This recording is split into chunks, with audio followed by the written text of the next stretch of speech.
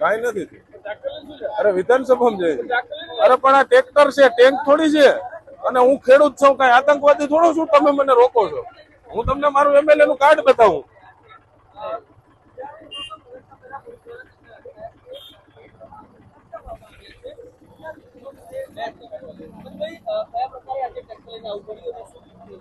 ગત રોજ બજેટ જે પ્રમાણે રજૂ થયું, બજેટમાં ગામડાઓની ખેડૂતોની ઉપેક્ષા કરવામાં આવી અને ખેડૂતોનું ટ્રેક્ટર આજે ખાલી છે.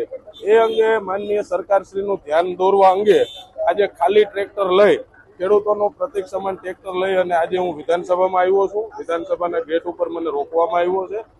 હું અધિકારીશ્રીઓને પણ કહું છું કે આ ટેન્ક નથી, આ ટ્રેક્ટર છે અને હું કોઈ આતંકવાદી નથી, એક ખેડૂતનો દીકરો છું. મારા જામજોધપુર લાલપુર વિસ્તારની લોકોએ મને મત આપી અને વિધાનસભામાં જવાનો અધિકાર આપ્યો.